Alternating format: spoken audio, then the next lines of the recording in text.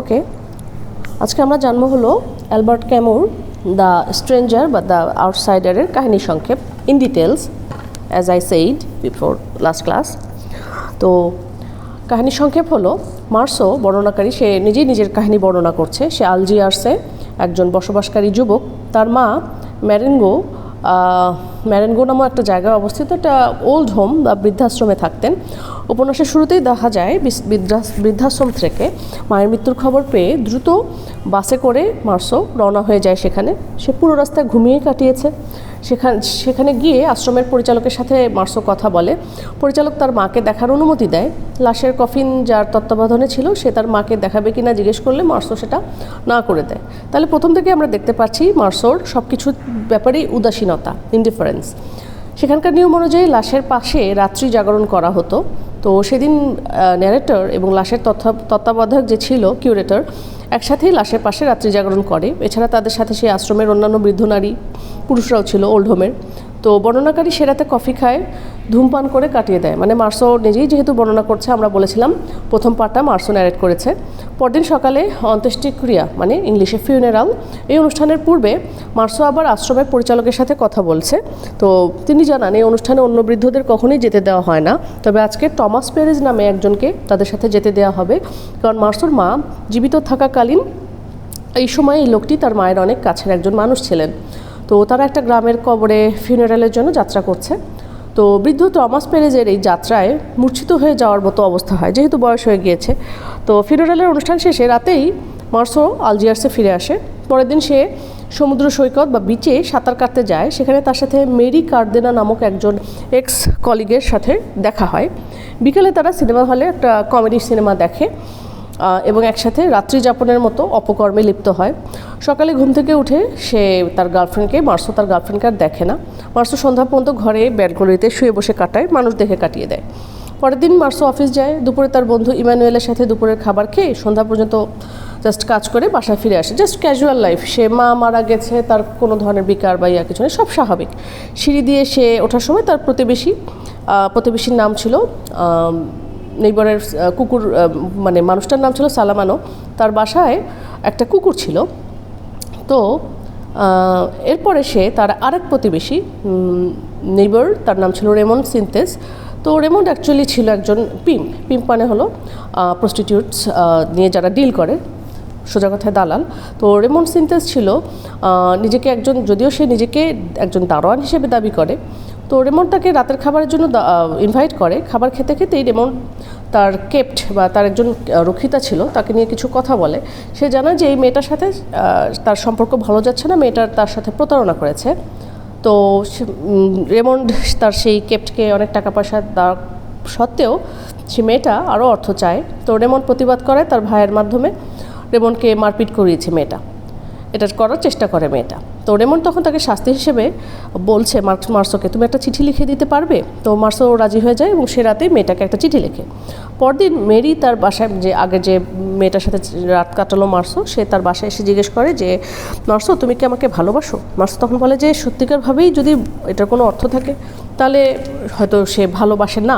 তারা দুজনেই রেমন্ডের ফ্ল্যাট থেকে চিৎকার শুনতে পায়। হঠাৎ হলঘরে বের হয়ে তারা দেখে একজন পুলিশ সেখানে এসেছে। পুলিশ রেমন্ডকে থাপ্পড় দিচ্ছে এবং রক্ষিতার গায়ে হাত তোলার জন্য থানায় জবাবদিহিতার জন্য সে রেমন্ডকে যেতে বলেছে পুলিশ। তখন রেমন্ড মার্সোকে থানায় তার পক্ষে সাফাই দেওয়ার জন্য বলে। মার্সো রাজি হয়। রাতে সালামানোর বিলাপ শুনে তার ঘরে গিয়ে দেখে যে সালামানোর কুকুরটা হারিয়ে গিয়েছে। মেরি বিবাহের ব্যাপারে মার্সোকে বললে সে আগের মতোই উত্তর দেয়। আরও বলে যে যদি মেরি চায় তাহলে আমি বিয়ে করব।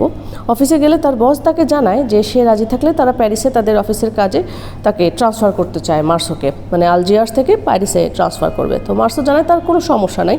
মার্সো মেরিকেও এই খবর দেয়, মেরিও রাজি হয়।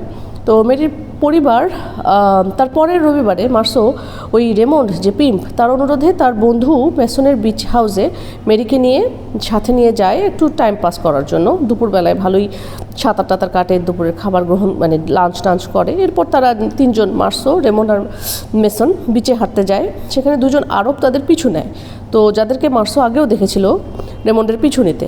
তো এদের মধ্যে আসলে একজন ছিল যে রেমন্ডের যে রক্ষিতা বা কেপ্ট ছিল তার ভাই। তারা কাছে এসে রেমন্ডকে ছুরি দ্বারা স্ট্যাব করেছে। তো তারা বাসায় ফিরলে রেমন ক্ষত পরিষ্কার ও বাধাই এরপর দুজন একসাথে আবার বের হয়েছে। তো ঝর্ণার পাশে 2 আরবকে তারা একটা ঝর্ণার পাশে তারা আবিষ্কার করেছে। তো রেমন পিস্তল বের করে এদেরকে মারতে চায়, কিন্তু মার্সো তাকে থামায়, কারণ তারা নিরস্ত্র ছিল, আরব লোক দুটো নিরস্ত্র ছিল। এই অবস্থায় গুলি করলে সাক্ষাৎ মৃত্যুদণ্ড হবে। তো বাসায় ফিরে আবার এরপরে মার্সো একা একাই বিচে হাঁটতে বের হয়েছে এবং সেই 2 আরবের সাথে আবার তার দেখা হয়েছে। দূর থেকে মার্সোর দিকে গুলি উঁচু করলে মার্সো 5টা গুলি পর 5টা গুলি করে তাদের হত্যা করেছে। তাহলে দেখা যাচ্ছে মার্সো নিজের যান বাঁচানোর জন্যই তাদেরকে হত্যা করেছে। তো মার্সোকে এরপর গ্রেফতার করে জেলে ভরা হয়। উকিল তার প্রতি খুবই বিরক্ত হয়, কারণ এই অপরাধের পরও তার মাঝে কোনো অনুশোচনা বোধ ছিল না। পাশাপাশি তার মায়ের মৃত্যুর পরও তার মাঝে একইভাবে শোকের অভাব ছিল। এরপর তার সাথে এই ঘটনা তদন্তের জন্য ম্যাজিস্ট্রেট দেখা করে। সে মার্সোর এই কাজের কোনো কারণ খুঁজে পায় না। ম্যাজিস্ট্রেট মার্সোকে ঈশ্বরের প্রতি বিশ্বাস স্থাপন করতে বলে। তো মার্সো সেটা প্রত্যাখ্যান করে এবং জানায় দেয় সে কখনোই ঈশ্বরে বিশ্বাস করে না। ম্যাজিস্ট্রেট তার এই অবিশ্বাস মেনে নিতে পারেনি, তাই ম্যাজিস্ট্রেট তাকে মসিয়ে অ্যান্টিক্রাইস্ট নামে আখ্যায়িত করে। অ্যান্টিক্রাইস্ট মানে দাজ্জালের যে ইয়াটা আর কি বোঝায় আর কি। একদিন মেরি তার সাথে দেখা করে। তো মেরি তাকে জোর করে হাসতে বাধ্য করে হাসাচ্ছে। তো মেরি তাকে জানায় উকিল ভালোভাবেই কাজ করছে এবং তার মৃত্যুদণ্ড হবে না, মার্সো খালাস পেয়ে যাবে, তখন তারা বিয়ে করবে। তো বিচার প্রক্রিয়া চলাকালীন সময়ে মার্সো তার জেল জীবনে খাপ খাইয়ে নেওয়ার চেষ্টা করতে থাকে। প্রথম সে সব কিছুর অনুপস্থিতিতে খুব কষ্ট পেত। একসময় সে সেটা মানিয়ে নেয়। তো সে দিনের বেশিরভাগ সময় ঘুমেই কাটিয়ে দেয়, বাকি সময় সে জেলখানার কামরার ভিতরে জিনিসগুলো নিয়ে চিন্তা করে কাটায়। বিচারের শেষ সময় ঘনিয়ে আসলে একদিন মার্সোকে সকালে কোর্ট হাউসে নিয়ে যাওয়া হয়। সাধারণ জনগণ এবং সাংবাদিকরা কোর্ট হাউসে ভিড় করে। কোর্ট পক্ষের এবং বিপক্ষের উকিলের মধ্যে কথার লড়াই শুরু হয়। খুনের বিচার থেকে তাদের কথা ঘুরে চলে যায় মার্সোর মায়ের মৃত্যুর পরে তার অনুভূতি ও কর্মকাণ্ডের বিচারের দিকে। প্রথমে সেখানে উপস্থিত সবার সাক্ষ্য নেওয়া হয়। তারা সকলেই তার পক্ষে সাক্ষ্য দিলেও কাজ হয় না। সরকার পক্ষের উকিল জোরালোভাবে দাবি জানায় যে তার মায়ের মৃত্যুর পরের দিন রক্ষিতা নিয়ে হাসির সিনেমা দেখতে যাওয়া ও এক রাতে রাত কাটানোর মতো গর্হিত ঘটনা যে ঘটাতে পারে, সে আসলে একজন দয়ামায়াহীন দানব ছাড়া আর কিছুই না। তার মাঝে নৈতিকতার ন্যূনতম গুণ নেই। সে আসলে সমাজের জন্য খুবই ক্ষতিকর। বিচারকরা রাতে 8টায় তাকে অপরাধের জন্য জাস্ট ডেথ সেন্টেন্স দেয়। তো মার্সো তার জেলের কক্ষে নিয়ে আসে এবং ভাগ্য নিয়ে চিন্তা করে। তার দুর্ভাগ্যকে তার মেনে নিতে খুব কষ্ট হয়। সে একটি সফল আপিল বা আবেদনের স্বপ্ন দেখে। চ্যাপলিন বা যাজক সে তার সাথে দেখা করতে যায়। যে খ্রিস্টানরা কী করে, কোনো পাপ টাপ করলে যাজকের কাছে গিয়ে ক্ষমা টমা চেয়ে নেয়, সমাধান চেতে আসে। তো চ্যাপলিন তাকে তার অবিশ্বাস ত্যাগ করে ঈশ্বরের উপর বিশ্বাস স্থাপন করতে বলে। ম্যাজিস্ট্রেটের মতোই সেও অবাক হয় যে মৃত্যুর পরের জীবন সম্পর্কে মার্সোর কোনো বিশ্বাস নেই দেখে। মার্সো শীঘ্রই রেগে যায় এবং যাজককে ধরে বা ওই চ্যাপলিনকে ধরে চেঁচাতে থাকে। সে বলে, মার্সো বলতেছে আমি সঠিক, কারণ এই অর্থহীন পৃথিবীর উপর তার বিশ্বাস স্থাপন করেছে। সে আরও বিশ্বাস করে যে পৃথিবীতে মানুষের উপস্থিতির কোনো অর্থই নেই। সে ভবিষ্যৎ নিয়ে সব ধরনের আশা ভরসা ছেড়ে দিয়েছে। মার্সোকে এটাই আনন্দ দেয়। সে তার ভাগ্যে যা আছে তার উপর নিজেকে ছেড়ে দিয়ে মৃত্যুর প্রতীক্ষা করছে। মোটামুটি এই হলো দ্য আউটসাইডারের কাহিনী। ঠিক আছে।